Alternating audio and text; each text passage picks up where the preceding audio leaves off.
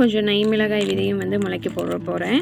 அடிக்கிற வெயிலுக்கு பார்த்திங்கன்னா நம்ம விட்ட நாற்றுக்கள் எல்லாமே நல்லாவே முளைச்சி வந்திருக்கு. அப்போ மயில் பார்த்திங்கன்னா ஒன்றும் இல்லைன்னு நினச்சிட்டு போயிடும் இல்லையா, கொஞ்சம் ஏமாத்து வேலை பண்ணுறது தான். இந்த மாதிரி பண்ணிட்டோம்னா அதில் கொட்டிட்டு விதை. இந்த ரோஜா செடி பார்த்திங்கன்னா டெய்லியுமே ஒரு பூவாவது கடைசிக்கு இருந்துகிட்டே இருக்கும். நம்ம காய் விதைக்காக விட்டு இப்போ பார்த்திங்கன்னா நல்லா பழுத்துருக்கு. அந்த கலரே பார்த்திங்கன்னா கண்ணை பறிக்கிற மாதிரி அவ்வளோ அழகாக இருக்குது பாருங்கள்.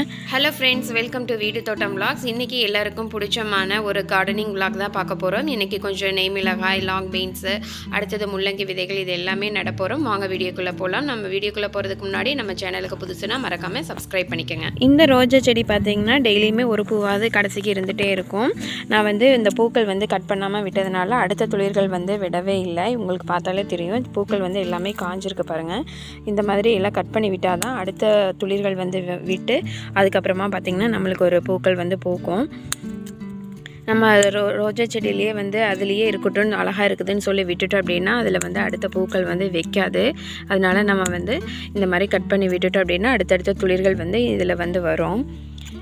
உங்களுக்கு காட்டுறதுக்காக பார்த்திங்கன்னா நான் இந்த மாதிரி கட் பண்ணாமல் விட்டுருந்தேன். நம்ம எப்போவுமே பார்த்திங்கன்னா பூச்செடியில் பொறுத்த வரைக்கும் நல்லா வந்து பூக்கள் பூக்கணும் அப்படின்னா நல்லா ட்ரிம் பண்ணி விட்டுட்டே இருந்தால் மட்டும்தான் அடுத்தடுத்த துளிர்கள் வந்து வரும். அப்போ தான் பூக்கள் வந்து நிறைய பூக்கும். இந்த மாதிரி பார்த்திங்கன்னா எல்லாம் காஞ்சிருக்கிற கோல் எல்லாமே இந்த மாதிரி கட் பண்ணி விட்டுறலாம்.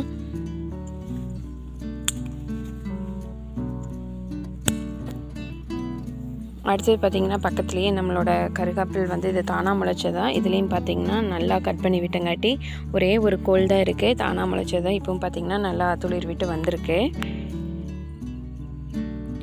இது பார்த்திங்கன்னா டபுள் கலர் ரோஸு. இதுலேயுமே பூக்கள் வந்து பூத்ததுக்கப்புறமா கட் பண்ணி விடாமல் விட்டுருக்கேன். அதனால் பார்த்திங்கன்னா துளிர்கள் அந்த அளவுக்கு வரல. இந்த மாதிரி ட்ரிம் பண்ணி விட்டோம்னா தான் அடுத்தடுத்து வந்து பூக்கள் வந்து இந்த செடியிலையும் வரும். இப்போ பார்த்திங்கன்னா இந்த இடத்துல எப்போவோ கட் பண்ணி விட்டது, இப்போ தான் பார்த்திங்கன்னா துளிர்கள் வந்து வந்திருக்கு. அடுத்தது பார்த்திங்கன்னா நம்மளோட பன்னீர் ரோஸு. இதுலேயும் பார்த்திங்கன்னா கொத்து கொத்தாக பூக்கள் பூத்து அப்படியே காஞ்சிருக்கு. அதுவுமே பார்த்திங்கன்னா இந்த மாதிரி ஒரே இதில் கட் பண்ணி விட்டுறணும். அப்போ தான் பார்த்திங்கன்னா அடுத்த துளிர்கள் வந்து வரும்.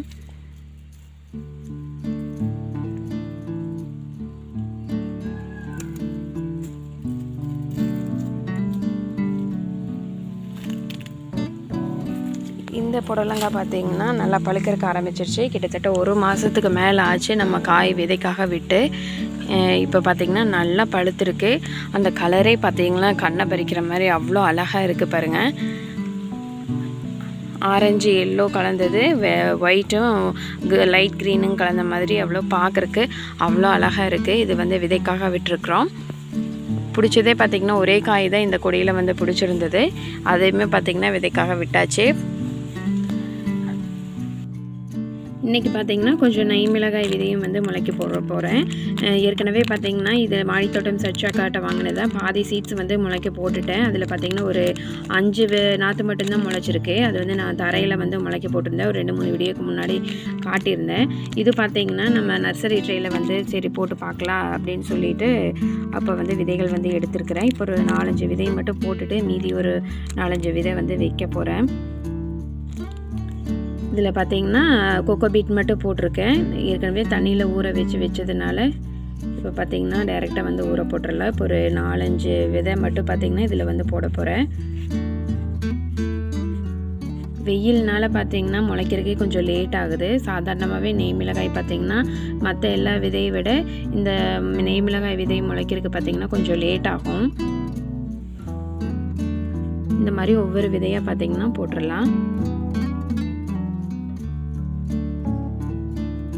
செர்ரி டொமேட்டோவும் பார்த்திங்கன்னா வாங்கியிருந்தேன். அந்த சீட்ஸ் எல்லாமே பார்த்திங்கன்னா நல்லா முளைச்சிருந்தது. இது வந்து வெயில்னாலேயே நீ என்னென்னு தெரியல முளைச்சது ஒரு 5 விதை மட்டும் பார்த்திங்கன்னா தான் முளைச்சிருக்கு.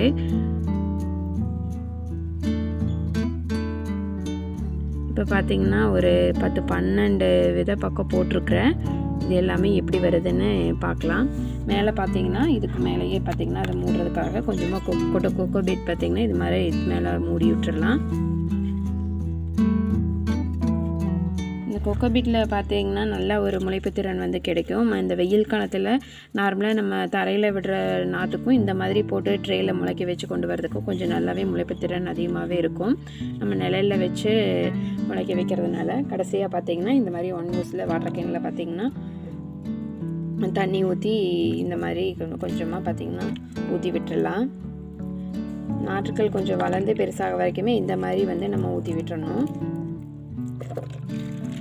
நல்லா பார்த்திங்கன்னா எல்லாமே நல்லா நனைச்சிடலாம்.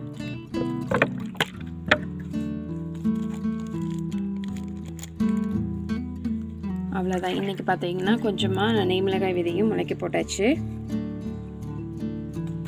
அடுத்தது பார்த்திங்கன்னா இந்த க்ரீன் கலர் லாங் பீனு, அடுத்து ரெட் கலர் லாங் பீனு, இது ரெண்டுமே பார்த்திங்கன்னா வாங்கியிருந்தேன். இது ரெண்டுமே இன்றைக்கி முளைக்க போட்டுடலாம்.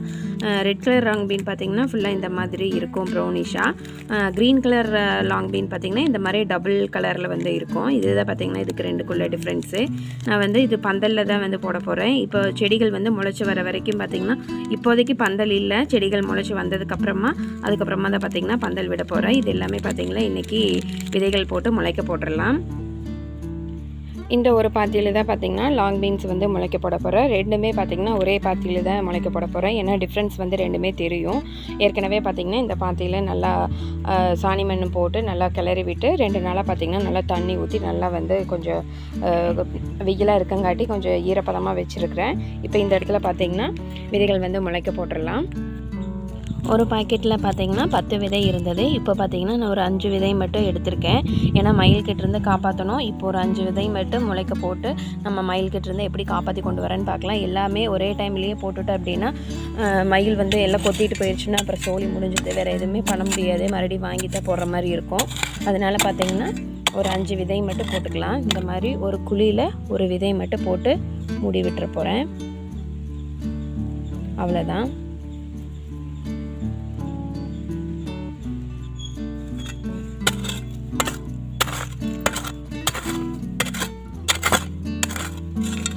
இந்த மாதிரி குழி பறிச்சிட்டு அடுத்த விதையும் பார்த்திங்கன்னா போட்டுடலாம்.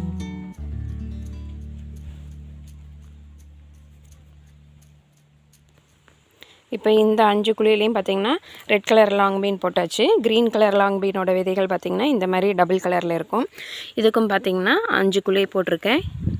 5 குழியிலையும் ஒவ்வொரு விதை பார்த்திங்கன்னா போட்டுடலாம். இந்த ஒரு குழியில் மட்டும் பார்த்திங்கன்னா இந்த விதை கொஞ்சம் சிறுசாக இருக்குது, அதனால் பார்த்திங்கன்னா 2 விதையாக போட்டுடுறேன். அவ்வளோதான். இந்த மாதிரி லைட்டாக வந்து மண்ணை மட்டும் மூடி விட்டால் போதும்.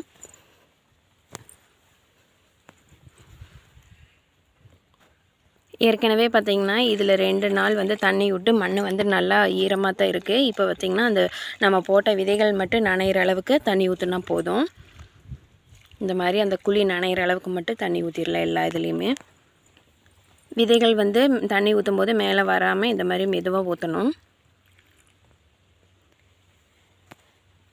எல்லா குழியிலையுமே பார்த்திங்கன்னா தண்ணி ஊற்றி விட்டாச்சு. நம்ம போட்ட விதைகள் எல்லாமே நல்லாவே முளைச்சி வரும். இருந்தாலும் நம்ம மயில்கிட்டேருந்து காப்பாற்றணும் இல்லைங்களா, அதுக்காக இந்த மாதிரி காஞ்ச வாழை மரத்தோட இலையை இந்த மாதிரி மூடாக்கு மாதிரி போட்டு விட்டுறலாம். அப்போ மயில் பார்த்திங்கன்னா ஒன்றும் இல்லைன்னு நினச்சிட்டு போயிடும் இல்லையா, கொஞ்சம் ஏமாத்து வேலை பண்ணுறது தான். இந்த மாதிரி பண்ணிட்டோம்னா கொஞ்சம் மயில்கிட்டேருந்து காப்பாற்றிடலாம். ஓரளவுக்கு கொடி வந்து படர்றக்க ஆரம்பித்த உடனே நம்ம எடுத்துட்டோம் அப்படின்னா அது வரைக்கும் காப்பாற்றி கொண்டு வந்தால் போதும். அப்புறம் காய் வர டைமு பிஞ்சு வைக்கிற டைமில் மட்டும் நம்ம கரெக்டாக பார்த்துக்கணும் மயில்கிட்டேருந்து. இந்த மாதிரி கொஞ்சம் முளைக்க வரைக்கும் போட்டு விட்டுறலாம். இதில் எப்படி வருது அப்படிங்கிறத அடுத்த வீடியோவில் பார்த்துடலாம். இந்த சருகுகள் பார்த்திங்கன்னா வாழை மரத்தோட சருகுகள் எல்லாமே காஞ்சிருக்கு, அதனால் காற்றுக்கு வந்து தூக்கிடும். அதனால் இந்த மாதிரி குச்சியில் வந்து மேலே போட்டுடலாம். அப்போ பார்த்திங்கன்னா கொஞ்சம் வெயிட்டாக இருக்கிறதுனால காற்றுக்கு வந்து பறக்காது.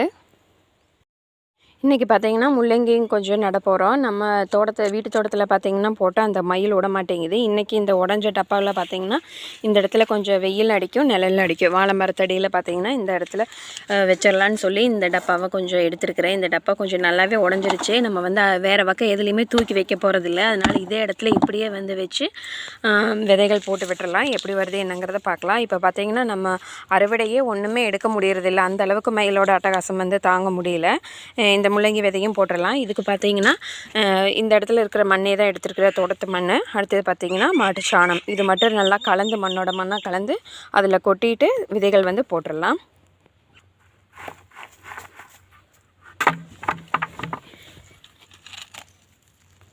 இந்த மாதிரி கட்டி கட்டியாக இருக்கிற மாட்டு சாணத்தையெல்லாம் பார்த்திங்கன்னா இந்த மாதிரி கை வச்சு நல்லா வந்து தூள் தூளாக பண்ணிவிட்டு இந்த மண்ணோட மண்ணாக கிளறி விட்டுட்டு அப்படின்னா நல்ல ஒரு உரம்.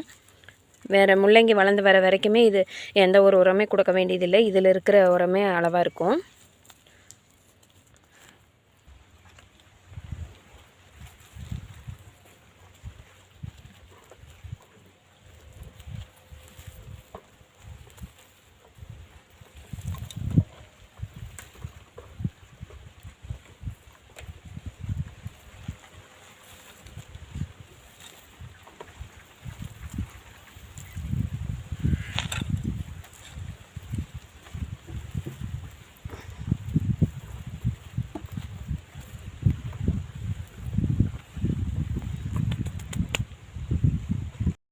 இப்போ இந்த உரத்தை எல்லாமே இந்த டப்பாவில் வந்து போட்டுடலாம். மண் பார்த்திங்களா எல்லாமே டப்பாவில் ஃபுல்லாக நிரப்பியாச்சு. ஒரு 3/4 வாசிக்கு மட்டும்தான் பார்த்திங்கன்னா போட்டிருக்கேன். அடுத்தது நம்ம விதைகள் போடணும். அதுக்கு பார்த்திங்கன்னா இந்த மாதிரி இந்த ஒரு 1/2 இன்ச்சுக்கு மட்டும் நம்ம விதைகள் போடுற அளவுக்கு நம்ம ஹோல்ஸ் மாதிரி சின்ன ஹோல்ஸ் மாதிரி போட்டுக்கலாம். இந்த டப்பாவில் பார்த்திங்கன்னா கிட்டத்தட்ட ஒரு 15 முள்ளங்கி பக்கமே வளர்க்கலாம். முள்ளங்கியில் எல்லாமே பார்த்திங்கன்னா ஒரு 2 விதை தான் வந்து நான் போட போகிறேன்.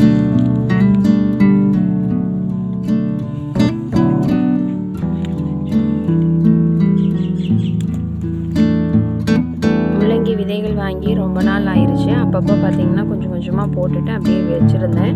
இப்போ அந்த விதைகள் தான் இன்றைக்கி எடுத்து நம்ம போடுறோம். இந்த மாதிரி ஒரு குழிக்கு 2 விதை வந்து போட்டுடலாம். நம்ம முளைச்சி வந்ததுக்கப்புறமா எது நல்லா திரட்சியாக இருக்கோ அதை வந்து விட்டுட்டு ரொம்ப மோசமாக இருக்கிறத எடுத்து விட்டுடலாம். இந்த மாதிரி எல்லா குழியிலையுமே பார்த்திங்கன்னா இந்த மாதிரி விதைகள் எல்லாமே போட்டுடலாம். விதைகள் பார்த்திங்கன்னா எல்லாம் போட்டாச்சு. ஏற்கனவே மண்ணில் ஈரம் இருக்கிறதுனால நம்ம விதைகள் வந்து நனைகிற அளவுக்கு மட்டும் பார்த்திங்கன்னா இந்த மாதிரி தண்ணி வாட்டர் கேன் இந்த மாதிரி போட்டு விட்டுடலாம். நம்ம போட்ட விதைகள் வந்து மேலே வரக்கூடாது. அந்த அளவுக்கு பார்த்திங்கன்னா லைட்டாக தண்ணி விட்டாலே போதும். அந்த விதை வந்து நனைஞ்சால் போதும்.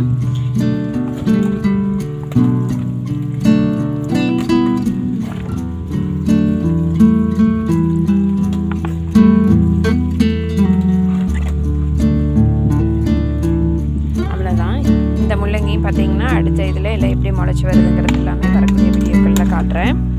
அடிக்கிற வெயிலுக்கு பார்த்திங்கன்னா நம்ம விட்ட நாற்றுக்கள் எல்லாமே நல்லாவே முளைச்சி வந்திருக்கு. இருந்தாலும் காலையில் தண்ணி ஊற்றுனது இப்போ பார்த்திங்கன்னா 2 நாள் ஆன மாதிரி இருக்குது. அதுக்கும் பார்த்திங்கன்னா தண்ணி ஊற்றிடலாம்.